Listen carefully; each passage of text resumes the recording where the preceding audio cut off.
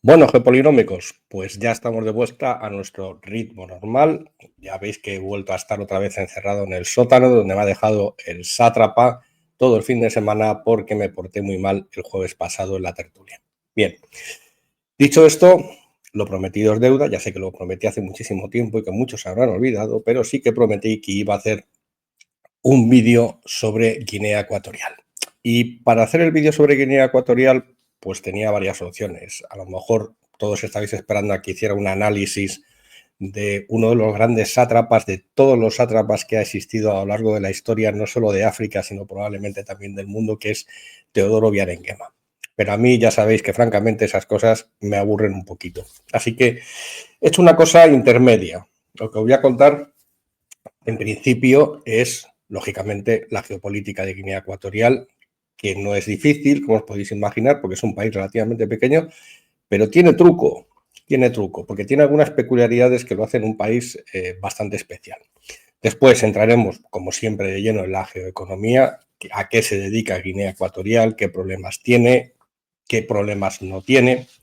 Y voy a terminar con una pequeña clase, pero una clase muy pequeñita de teoría económica, explicándoos qué es y cómo se calcula el índice de Gini. ¿Por qué? Porque Guinea Ecuatorial durante unos cuantos años fue el país con la renta per cápita más alta de toda África, y además de ser el país con la renta per cápita más alta de toda África, en el año 2006 tenía una renta per cápita más alta que la de España. Esto coincide con el hecho que cerca del 50% de la población solo percibe un 10% de todo el PIB que se genera en Guinea Ecuatorial y que estamos ante uno de los países más desiguales del mundo. Entonces, para explicar esta desigualdad, os voy a explicar cómo se construye ese índice de Gini, haremos una comparación internacional y después sí hablaremos un poco de Teodoro y de su hijo Teodorín, que es una historia que esa la tiene que contar el sátrapa en chief, porque es el especialista en sus colegas de todo el mundo, son todos estos sátrapas. Bueno, pues como siempre empezamos con la geografía. Voy a poner este mapa, he cambiado un poco la interfaz para, para poder explicar las cosas. Bien, ahí está Guinea Ecuatorial. Ya os digo que tiene truco porque veis que es un pequeño enclave entre Camerún y Gabón. Es una como sabéis muchísimo, es una ex colonia española que estuvo a punto en el proceso de independencia de pasar a pertenecer a Argentina. Esto algún día, yo creo que en Geopolinómicos lo contaremos porque es una historia bastante interesante, pero de momento me voy a concentrar en esto. Y como veis, es un país donde la lengua oficial, una de las lenguas oficiales es el español, ha sido colonia española, pero está rodeado de países francófonos, los grandes países como son Camerún y Gabón. Pero tiene sus peculiaridades este pequeño país, este enclave. Y las peculiaridades, la primera de ellas es que la capital no se encuentra en el territorio continental.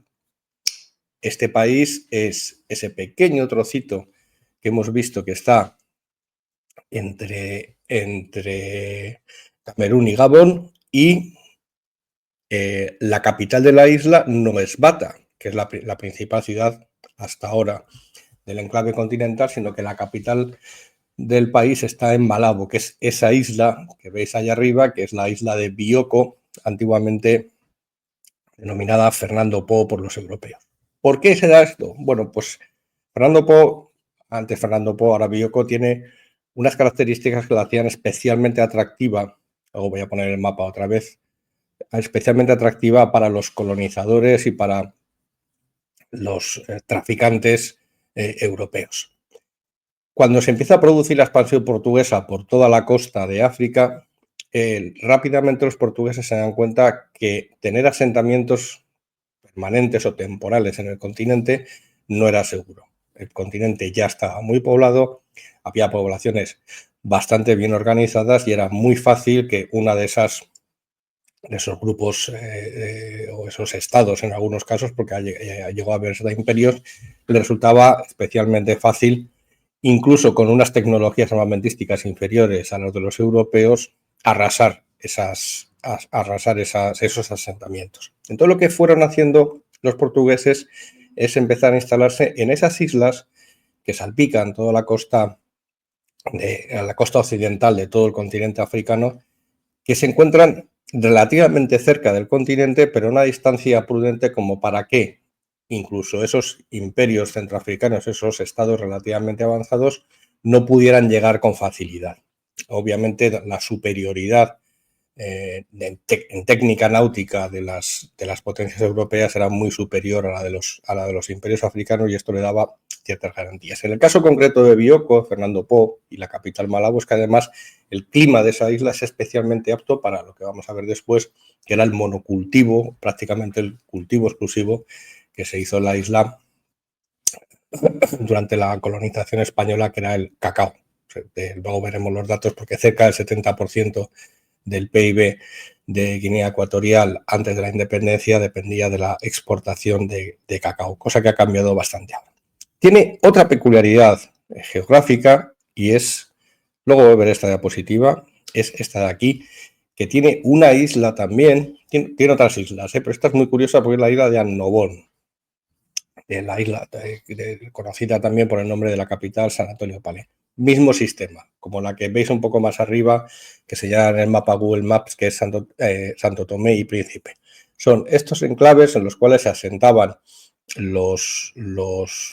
fundamentalmente los comerciantes europeos, y en estos enclaves lo que hacían simplemente era organizar el tráfico de mercancías, incluyendo lamentablemente la mercancía humana. Eran los centros de agrupamiento de los esclavos que después se mandaban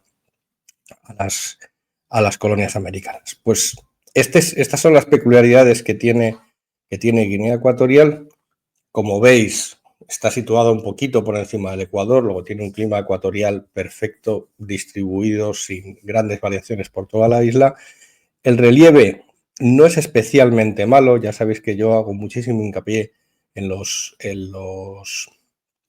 relieves de las dificultades que plantea la geografía para el desarrollo de la actividad económica y, por lo tanto, para la proyección del poder geopolítico. El caso de Guinea Ecuatorial no es especialmente malo. La atraviesa de noreste a suroeste una cordillera, pero que no tiene muchísima altura, son 1000 y pico metros, lo cual pues le garantiza ciertamente la existencia de grandes bosques y, por lo tanto, terrenos aptos para el cultivo de cacao y de café.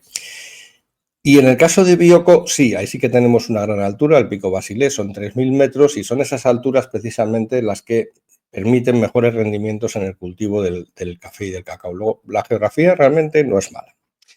Luego, para los que ya peinéis muchas canas, a mí me queda alguna por ahí todavía que no se me ha caído, recordaréis algunos que antiguamente a la parte continental de Guinea Ecuatorial se le llamaba Río Muni. Y se le llamaba Río Muni porque efectivamente por ahí pasaba, no el río Muni exactamente, que esa es la traducción que hemos hecho los europeos, al río principal o la cuenca hidrográfica principal de todo el país, que es el río Mbini, como lo veis aquí en el mapa. Este mapa lo he encontrado, este mapa es de antes de la independencia del país. Fijaros que ya aparecía ahí la isla de Annobón. Bueno, pues este es el país. ¿Qué le pasa a Guinea Ecuatorial? Guinea Ecuatorial, aparte de ser la sede del imperio mafioso de Teodoro y de Teodorín, ahora veremos a ver en qué consiste, Guinea Ecuatorial lo único que tiene ahora mismo y lo único que ha estado ofreciendo al mundo durante los últimos 40 años ha sido petróleo y gas. Y tiene grandes yacimientos de petróleo y gas. El problema de esos yacimientos de petróleo y gas, vamos a ver, os voy a enseñar el mapa, que es el mapa con el que empezaba la grabación. Esos yacimientos de petróleo y gas están fundamentalmente situados en el mar. Significa que son extracciones más caras, son más seguras desde el punto de vista de que pueda haber incidentes o problemas con la población que está en tierra firme, pero lógicamente tienen mayores dificultades de extracción, para empezar, dependiendo de la altura al cual se encuentre el lecho marítimo en esos yacimientos. Bueno, pues aquí tenéis una representación. Fijaros, es un auténtico casualidad que prácticamente los mayores yacimientos explotados, que es el que está, el que veis arriba en el mapa a la izquierda, el de Zafiro y el de Alén, se encuentran en las aguas continentales de Guinea Ecuatorial, pero son las aguas continentales de Guinea Ecuatorial. Me voy a poner para poder explicaroslo mejor en esta. Son las aguas continentales de Guinea Ecuatorial que están pegando a la isla de Bioko, es decir, que están cerca de Malabo. Los que veis abajo están empezando a operar, pero no son tan productivos, o no han sido, mejor dicho, tan productivos como los que veis en esas aguas territoriales. Con lo cual, los conflictos no están medio garantizados, pero vamos, más o menos hay acuerdo, porque Gabón también tiene petróleo, Camerún tiene algo de petróleo y por lo tanto más o menos se lo pueden repartir todo entre ellos. Sin embargo, como veis, pues bueno, en reservas probadas en millones de barriles, pues sí, tienen muchas, pero mirando los datos podéis ver, pues tiene menos que Chad, tiene menos que Sudán, tiene menos que Dinamarca. Tiene menos que Dinamarca. Es verdad que el dato está muy desactualizado porque es de 2009 y me consta que se están produciendo ahora exploraciones en las aguas territoriales de Guinea Ecuatorial, porque parece ser que el clan Nguema, de Obiang Nguema, tiene intención de recuperar esta industria. Luego veremos por qué. Abajo lo que tenéis es la producción diaria, que ha bajado muchísimo. Está en el puesto 46, por debajo de Pakistán y de Turquía, con 79.000 barriles de producción diaria. Y como hay poca población, y este es el truco de la renta per cápita, claro, lo que veis a la derecha es una estadística muy curiosa que he encontrado en la página de Wikipedia, que son la producción diaria en barriles de petróleo por millón de personas. Por millón de personas, Guinea Ecuatorial produce 47.000 barriles frente a los 351 de Pakistán, que tiene mal, y también frente a los 216 de Italia. Es decir, son ricos. La cuestión de Guinea Ecuatorial es que son ricos, tienen mucho petróleo. Voy a poner otra vez porque tienen casi el mismo, un estatus parecido al que tiene ese sultanato mítico, que algún día yo creo que tendríamos que hablar de él, que es el sultanato de Brunei, que hay poca población, pero en sus aguas territoriales hay yacimientos muy grandes. Entonces, en ese sentido, sí que es verdad que es una economía muy rica. Bueno, ¿cuál es el problema? Y ya entramos con esto de lleno en la geoeconomía. El problema que tiene esto es que en el punto álgido, ahora lo vamos a ver, de la producción, el petróleo representaba a lo mejor el 80% del PIB de todo el país, pero se da la circunstancia que, siendo un país que podría ser inmensamente rico, en términos de renta per cápita, ya lo estamos viendo, son rentas per cápita, ya os lo he contado antes, muy altas, siendo un país que puede ser inmensamente rico, el problema que tiene es que esa riqueza está fatalmente distribuida. Y de hecho vamos a ver después los datos como el 50% de la población recibe menos del 11% de todo el PIB que se genera. Es decir, al grueso de la población, a la mayor parte de la población, no le llegan esos ingresos petrolíferos. Eso por un lado. Por otro, la evolución en los últimos 20 años del precio del petróleo pues ha supuesto un palo importante para la economía de Guinea Ecuatorial. Vamos a empezar ya con mis gráficos habituales de PIB. Arriba a la izquierda podéis ver, tenemos el gráfico de la evolución del PIB en millones de dólares, que está en la escala de la derecha, y el de la población en de la escala de la izquierda. No tiene mucha población. En el último dato que tiene el Banco Mundial de 2023 está rondando ya los 1,8, 1,9 millones de habitantes. Prácticamente los mismos que hay en el País Vasco. O sea, que tampoco es una población muy grande. Pero fijaros en la evolución, que yo no era consciente de ello, por cierto, y cuando me he puesto a hacer los gráficos lo he visto. Fijaros la evolución del PIB desde principios de los 90.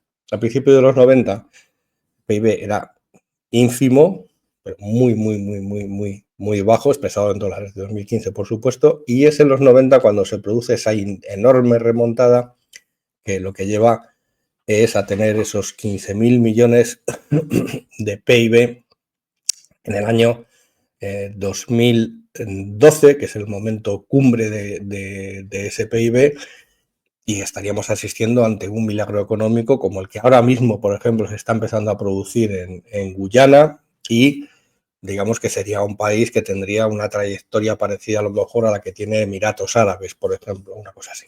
Pero en 2012, o a partir de 2012, si os fijáis, se produce algo bastante inusual. Es difícil ver algo así. En muy pocas economías del mundo han tenido un descenso tan brusco y un descenso tan grande del PIB como ha tenido Guinea Ecuatorial, porque ha pasado de 15.000 millones a 9.400 millones. Es una caída muy grande. Es casi una caída no llega a ser el 50% del PIB, pero rondará entre el 30 y el 40% del PIB. ¿Por qué? Ya os podéis imaginar que esto está relacionado con las variaciones y los efectos del precio del petróleo. Luego lo vamos a ver. Pero la población sigue aumentando, con lo cual lo de la renta per cápita vamos a ver también que se nos va a estropear enseguida. A la derecha, perdón, sí, a la derecha abajo lo que tenéis es la comparación con la evolución del PIB de otras de las economías vecinas. Tenéis Gabón, tenéis Camerún, y GNQ es el acrónimo para Guinea Ecuatorial en las estadísticas internacionales. Bueno, pues el de Guinea Ecuatorial, después de estar unos poquitos años por encima del de Gabón, ya se sitúa muy por debajo, y la economía aparentemente que más crece es la economía de Camerún, pero vamos a ver que Camerún después tiene otros problemas. El caso más llamativo es el de Gabón. El de Gabón es una economía que muy probablemente en algún momento haré un vídeo, porque viendo muy por encima los datos me ha parecido que es bastante interesante desde el punto de vista de su desempeño macroeconómico. Bien, ¿qué ha pasado? ¿Por qué se ha producido esa gran caída del PIB? Pues allá vamos con los datos de nuevo. Se ha producido esa gran caída del PIB porque, como veis, a la izquierda, estos son datos que proporciona el gobierno de Guinea Ecuatorial, que me ha sorprendido gratamente siendo como es una satrapía dominada con mano de hierro por Teodoro y por Teodorín, pues los informes macroeconómicos que produce están bastante bien. Otra cosa es que nos podamos creer o no algunas estadísticas, pero desde luego aquí no están mintiendo. Entonces, fijaros, a la izquierda es la variación del PIB, como ha ido cayendo. El PIB no petrolero cae relativamente poco, pero cae, y el que cae fundamentalmente es el PIB petrolero, es decir, el PIB relacionado a la evolución del petróleo. Llega a registrar caídas cercanas al 8 y al 9% del año 2018. ¿Por qué? Bien, venimos de 2008. El barril de petróleo estaba en máximos. Llega la recesión, el barril de petróleo cae, lógicamente, por las expectativas de los inversores de un menor consumo de petróleo, pero después en 2012 repunta otra vez cuando todo empieza a ponerse en marcha. Fijaros que la contribución del PIB, la variación del PIB, lo clava con el petróleo. O sea, es que no hay otra fuente alternativa de crecimiento en Guinea Ecuatorial que no sea la producción de petróleo. A partir de 2014, ¿qué sucede? Muchas veces os lo he comentado, se produce la primera gran guerra de precios entre Arabia Saudí y Rusia, y los saudíes se enfadan. Todavía no estaba Mohamed, pero los saudíes se enfadan y llevan el barril de petróleo a $20 el barril, con lo cual eso hace polvo a economías pequeñas y relativamente poco productivas como la de Guinea Ecuatorial. Con eso, ¿qué hace Arabia Saudí? Acaparar cuota de mercado. Lo que intentaba en aquel momento era castigar a los rusos y, de paso, darle también un varapalo a la incipiente industria del shale en Estados Unidos, pero claro, estos pequeños productores les machaca literalmente, porque estáis viendo ahí caídas del PIB de hasta el 10%. Y no se ha vuelto a recuperar. Aquí los datos se cortan en 2020, pero no se ha vuelto a recuperar la producción del PIB. Con lo cual, Teodoro y Teodorín tienen un problema. Pueden gobernar el país con mano de hierro, pueden tener sus aparatos de represión, pueden perseguir a la oposición en el extranjero, pero si no consiguen generar suficiente renta, los primeros perjudicados son ellos, lógicamente, que están ingresando menos, pero desde luego el resto de la población también se va a ver afectado. Entonces, por eso han empezado a hacer una serie de movimientos que después os explicaré, para intentar, con toda probabilidad, que Teodorín suceda con una aclamación popular parecida a la al proceso de sucesión que ya ha llevado al poder a Kim Jong-un en Corea del Norte. va a ser un modelo más o menos parecido. Bueno, ¿qué sucede en este tipo de situaciones? En este tipo de situaciones hay economías, como por ejemplo la economía estadounidense, que prácticamente no se ve afectado por las vaivenes del precio del petróleo, porque es verdad que Estados Unidos es el primer productor mundial, es el primer exportador mundial, pero el peso del sector petrolífero dentro del PIB de Estados Unidos es relativamente pequeño. ¿Qué es lo que pasa aquí? Lo que pasa aquí es que tenemos un problemón. Tenemos un problemón porque en el año 2008 el peso del petróleo en el PIB, ahora vamos a ver los números, era altísimo, y cuando se produce esa caída, estas economías no tienen recambio en el sistema productivo.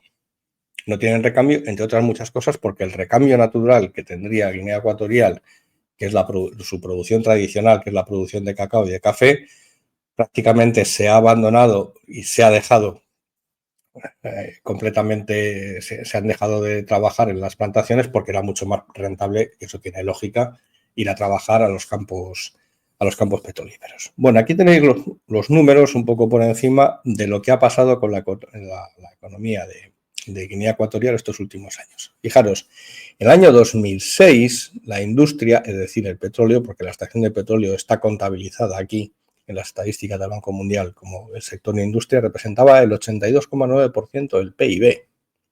Es una burrada. Es una burrada.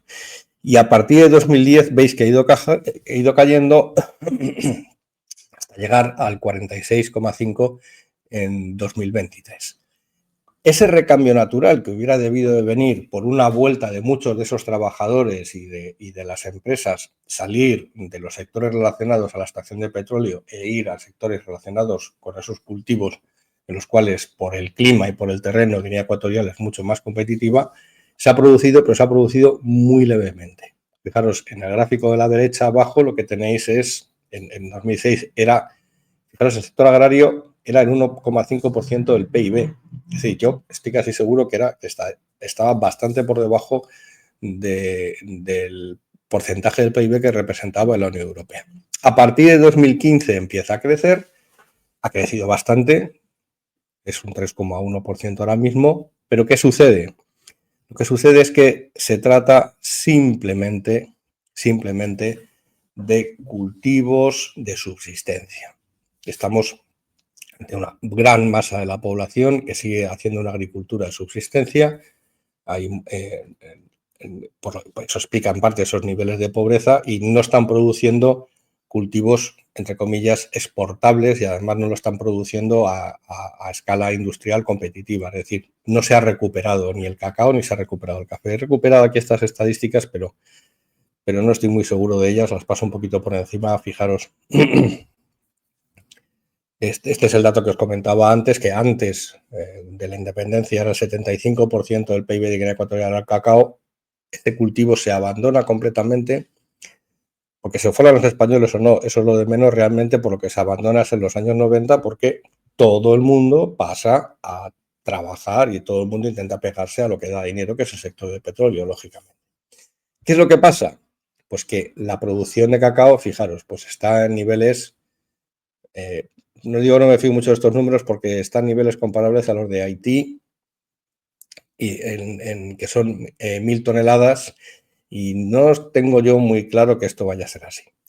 Fijaros que si lo hubieran hecho bien, que hubieran mantenido, digamos, un cierto equilibrio entre un sector y otro, se hubieran aprovechado del enorme aumento del precio del cacao en los 2 últimos años, pero esto no ha sido así porque el PIB sigue estando muy estancado. Bueno, ¿qué exporta Guinea Ecuatorial? Guinea Ecuatorial, como os podéis imaginar, exporta petróleo. Fijaros que si antes era el gran productor de cacao que exportaba fundamentalmente a la metrópolis, a España, ahora mismo solo exporta fundamentalmente, me voy a quitar de la pantalla para que veáis el número, petróleo y gas de petróleo, que son bituminosas. Pero fijaros, el petróleo crudo es el 44% de las exportaciones. Realmente, luego tenéis ahí una producción muy atomizada, pero hay que fijarse mucho para ver aparecer el cacao por algún momento. Su principal socio comercial, para variar, China. Ya os daré alguna pista de lo que está haciendo China en Guinea Ecuatorial, pero ya os podéis imaginar que esto es un desastre. Y es un desastre porque el barril de petróleo dudo mucho que vaya a seguir subiendo, lo que se produzca que Donald se líe la manta a la cabeza y empiece a tirar misiles a Irán o cosas parecidas, que yo creo que eso no va a suceder. Es muy difícil que recupere esos niveles del año 2008. Con lo cual, los ecuatorianos, los de Guinea Ecuatorial lo tienen realmente mal. ¿Qué ha pasado en términos de renta per cápita? Pues un desastre. Lo que ha pasado es un desastre. Fijaros, esa renta per cápita en dólares de paridad adquisitivo de 2021. En dólares de paridad por adquisitivo significa que es lo que están midiendo es la renta que tiene una persona de Guinea Ecuatorial y lo que puede comprar con $1 en Guinea Ecuatorial, que es mucho más de lo que puede comprar en Nueva York.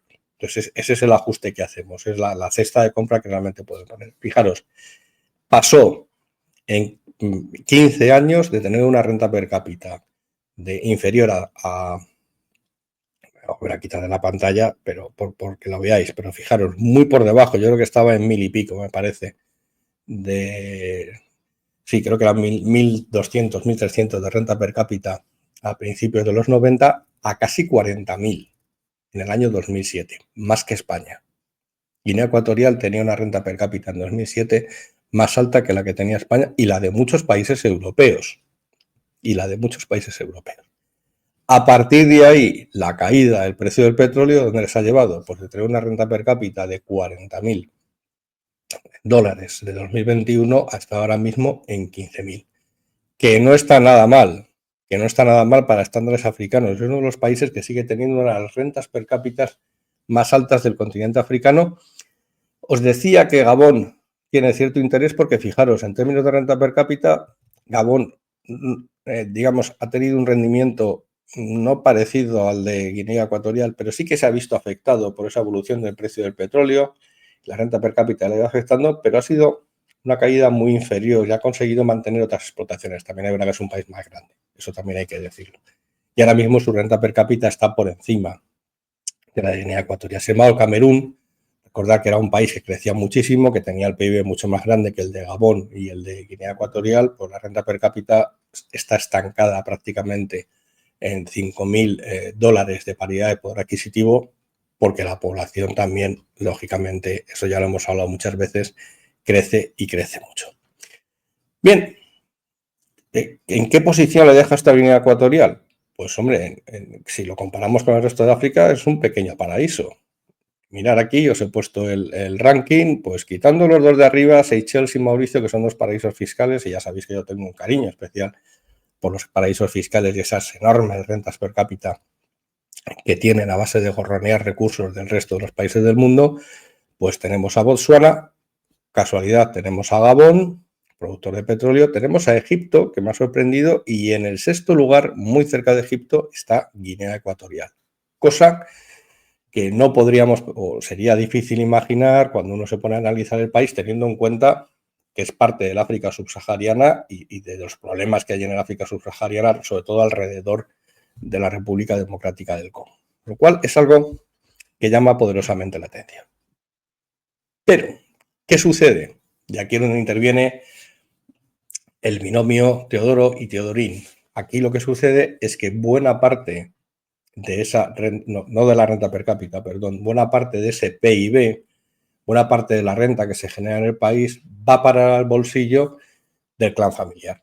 Un clan familiar extenso, pero del clan familiar. Mira que he buscado fotos, he intentado encontrar, a ver si encontraba alguna imagen de familia del clan, pero no lo he conseguido. He encontrado montajes, pero no lo he conseguido. Yo sospecho que se llevan mal y que tienen todas las inversiones muy distribuidas. ¿Eso qué es lo que hace? Que sí, es uno de los países en términos de renta per cápita más ricos de África, pero también es un país donde la desigualdad es mayor. Y aquí es donde interviene el índice de Gini. Entonces, voy a poneros primero el ranking de cómo está situado Guinea Ecuatorial dentro del conjunto de los países africanos, que son países que tienen niveles de desigualdad muy elevados, y después os explico qué es lo que mide exactamente ese índice de Gini. Bueno, pues aquí los tenéis, ¿eh? Estos son los países más desiguales en términos con el índice de Gini. Recordad que el índice de Gini, la perfecta igualdad es 0 y la desigualdad extrema es 1. Bueno, pues Sudáfrica, por ejemplo, es un país muy desigual y yo os he puesto el gráfico porque en algún sitio he encontrado lo de Guinea Ecuatorial, pero ahora no lo encuentro, sé que está por aquí, pero sí que es verdad que tengo mediciones por ahí que las he recogido, que han calculado que el índice de Gini en Guinea Ecuatorial es de 50, es decir, está a niveles parecidos a los de Angola, Zimbabue y Mozambique. Por cierto, una economía muy parecida o un tipo de cleptocracia, no una economía, un tipo de cleptocracia muy parecida a la de Guinea Ecuatorial es la de Angola. Recordad que hice un vídeo hace un año, una cosa así, sobre Angola, y también allí, digamos, hay un clan familiar que extrae todos los recursos que se generan en el país, pues controla todas las empresas que hacen esa extracción. Es muy parecido a lo que sucede en Guinea Ecuatorial. Pasa que en Guinea Ecuatorial yo creo que tienen la cosa, Teodoro y Teodorín tienen la cosa mejor amarrada y además llevan más tiempo haciéndolo, con lo cual deben de ser inmensamente ricos. Bien, ¿qué es esto del índice de Gini? Bueno, pues el índice de Gini es una medida que se utiliza para medir la desigualdad. A mí es una cosa que me produce no cierto reparo, no el índice en sí, sino el intentar, digamos, buscar algún tipo de reivindicación política o social por la mayor o menor desigualdad, porque las desigualdades que se producen en las sociedades, como estamos viendo en el caso de Guinea Ecuatorial, tienen orígenes muy diversos y es muy difícil hacer esas comparaciones homogéneas entre todas. Nos podemos hacer una idea con el índice, decir, bueno, cómo está la situación repartida, pero las causas profundas de esa desigualdad no son comunes y no son reducibles a un único indicador en el cual podamos decir esto es mal y esto es bien. Vaya usted a saber lo que puede pasar o lo que puede dejar de pasar en cada uno de esos países, y habría que hacer estudios mucho más profundos, probablemente de carácter sociológico, politológico y antropológico, para llegar al fondo del origen de esta desigualdad. Afortunadamente, en el caso de Guinea Ecuatorial lo tenemos muy clarísimo, porque es que Teodoro y Teodorín se están quedando con toda la pasta, así que no hay mucho que rascar, pero aún así habría que hacer un análisis más en profundidad. Bien, ¿qué es el índice de Gini? Bueno, pues aquí he encontrado un gráfico estupendo, que es el gráfico que aparece en la página de Wikipedia, que explica perfectamente qué es el índice de Gini.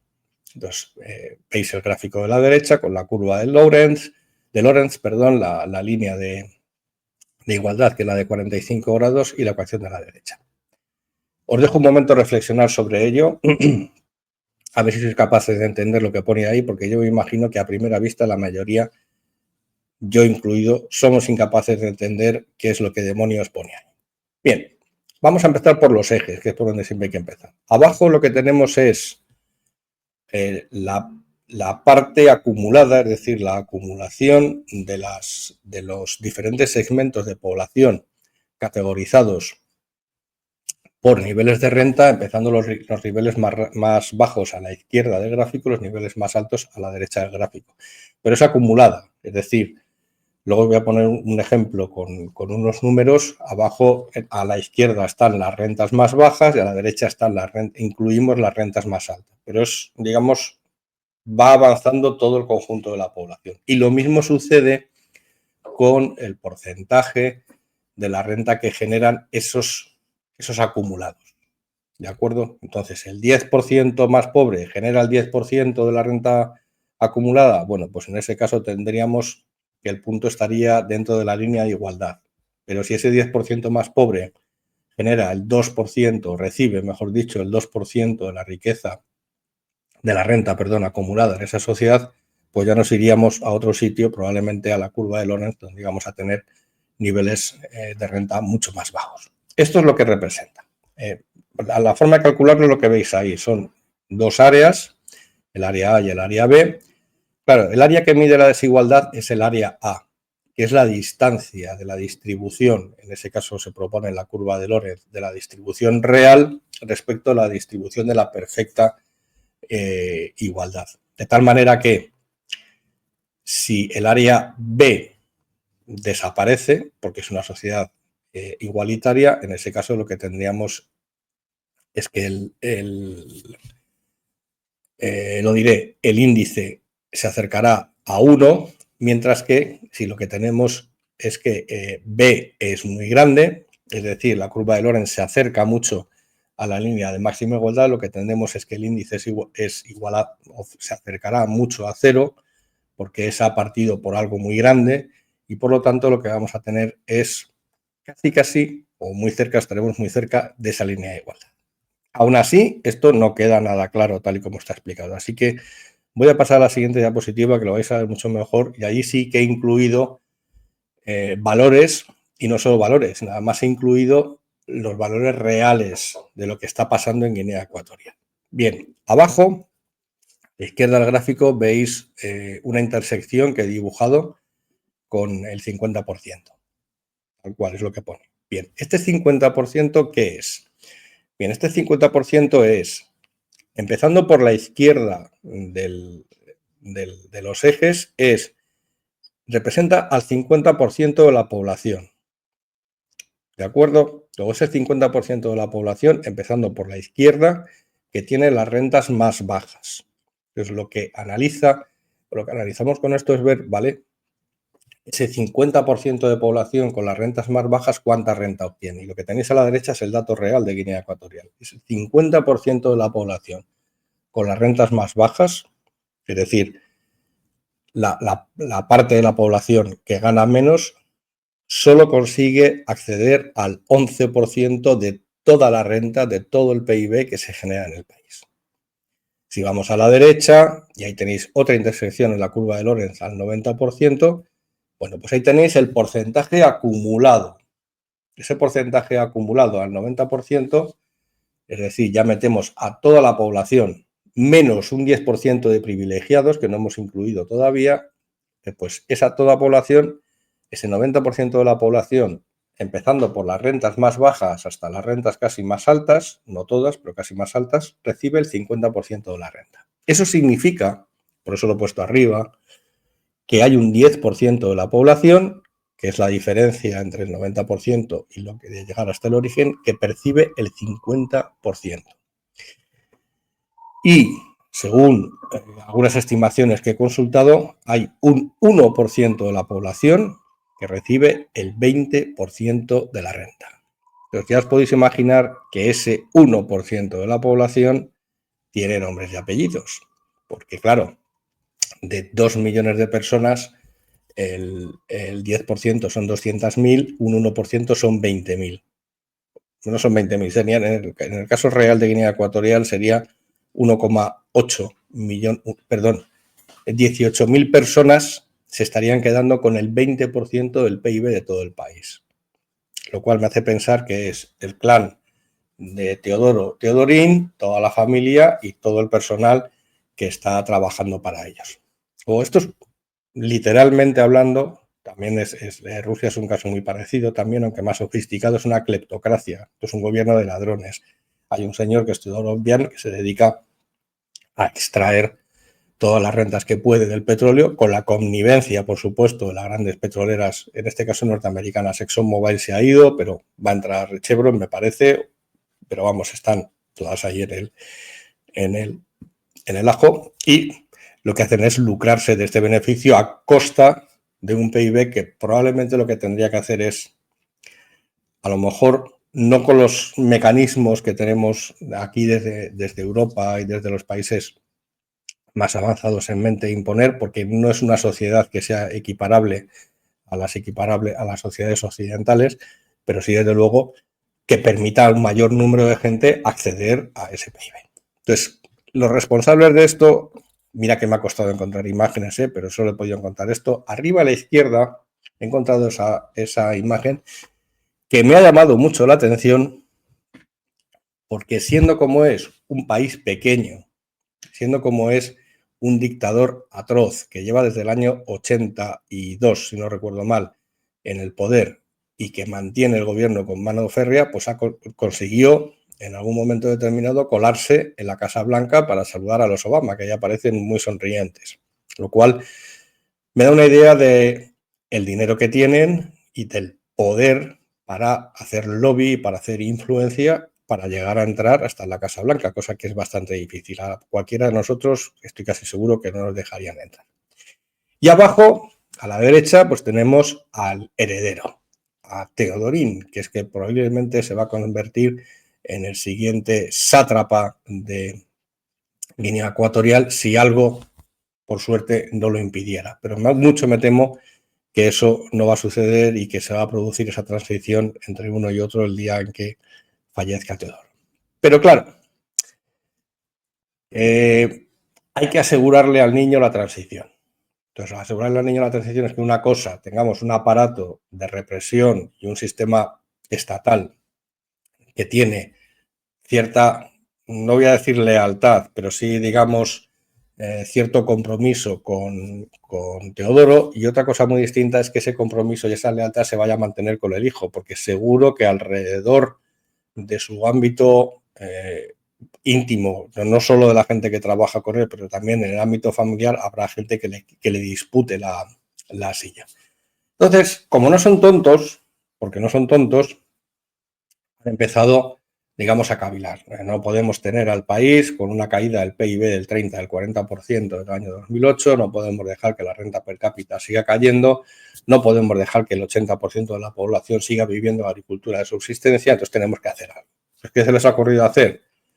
Pues lo más fácil. Vamos a abrir más concesiones para prospección de hidrocarburos a ver si conseguimos remontar la producción de petróleo y de esa manera poder repartir alguna dádiva más entre la población. Y la segunda, me ha parecido mucho más interesante que esta, es la construcción de una nueva capital. Fijaros que ¿dónde estaba la capital? Estaba en la isla, estaba en Bioko, estaba allí lejos, es Malabo, estaba lejos de la zona continental. Y me ha llamado mucho la atención en una nota de la Embajada de Guinea Ecuatorial aquí en España que, digamos, lo que hacen es venderlo como una tierra que no solo tiene petróleo, sino que tiene muchos más recursos naturales por explotar. Entonces, me da la impresión que lo que han dicho, dice, vale, pues lo mismo que están haciendo los egipcios, que se están construyendo una capital nueva para evitar el colapso, nosotros vamos a hacer una capital nueva, pero la vamos a hacer en medio de la zona donde probablemente estén esos recursos naturales, ese oro, ese uranio que se cree que hay dentro de la selva y cerca de zonas en las cuales podemos empezar la explotación a gran escala de esos cultivos tradicionales, iba a decir, pero no son tradicionales, esos cultivos industriales que tienen mucho más valor añadido que la agricultura de subsistencia. Entonces, se van a trasladar, están construyendo una capital nueva que se llama la capital de la paz, que se llama Dijblono, y lo que me ha llamado poderosamente la atención es que en este proceso de construir nuevas capitales, Mohammed bin Salman también está haciendo una cosa, una metrópolis por ahí enorme, no sé qué, estas son ideas que solo se les ocurre a los sátrapas. En esa nueva capital digo, bueno, ¿y quién habrá intervenido en esto? Yo tenía ya la mosca detrás de la oreja porque digo, esto no ha sido con capital europeo. Pues en parte ha sido con capital europeo, pero no con capital español, sino con la intermediación portuguesa. Me ha llamado poderosamente la atención que los portugueses se hayan convertido, digamos, en los intermediarios en ese gran proyecto de cambio de la nueva capital. ¿Intermediarios entre quién? Intermediarios entre el clan de Teodoro y Teodorín, porque ellos saben que aquí en España van a tener la cosa bastante complicada, está bien vista la jugada de Portugal y Portugal también está moviendo su ficha. Antes de ser colonia española fue colonia portuguesa. ¿Y intermedia con quién? Pues intermedia con inversores procedentes de Polonia, no regalan los polacos allí, de Brasil, bueno, Brasil tiene más sentido, de Corea del Norte, que he dicho anda, y estos que pintan aquí, y por supuesto la omnipresente China. Este tipo de obras y este tipo de cosas siempre son, digamos, muy apetecibles y son del interés para los chinos. Pero bueno, la operación me llama la atención porque ha sido, digamos, arbitrada entre el clan de Teodoro y Teodorín, y yo creo que fundamentalmente son los chinos los que están detrás de esto. Con lo cual, el único punto de palanca que podría tener España más o menos estable en el Golfo de Guinea, pues probablemente ya lo hayamos perdido definitivamente si son los chinos realmente los que están detrás de esta operación, y nuestra capacidad de influencia para modificar ese régimen, esa dictadura atroz y echar al clan de Teodoro y Teodorín del poder, pues digamos tiene pocos visos de realizarse, porque ya sabemos que los chinos, como otro que conocemos y que este año celebramos su defunción, no se meten en política. Si usted quiere que le haga yo la capital, yo le hago la capital, eso sí, págueme, y probablemente lo que vayan a pagar los Obiang vayan a pagar a China sean barriles de petróleo, en un canje que ya propusieron hace 20 años a Ecuador y también a Venezuela. Bueno, pues con esto, que me ha alargado muchísimo, me da la impresión, pues llevo aquí 3/4 de hora hablando y os habré aburrido mortalmente, pero es verdad que lo prometido es deuda. Me despido de vosotros, como siempre, con esta estupenda foto que he encontrado del estuario del río Muni, para que os suscribáis al canal. No vaya a ser que no se suscriba nadie y al final me tenga que vender a Teodorín para que me dé dinero para mantener toda esta infraestructura. Bueno, pues os veré en breve, porque ya retomamos toda nuestra actividad habitual y seguiremos con la semana geopolítica los lunes por la tarde, con la tertulia, y la semana que viene tendréis un vídeo de Jorge. Hasta luego y muchas gracias.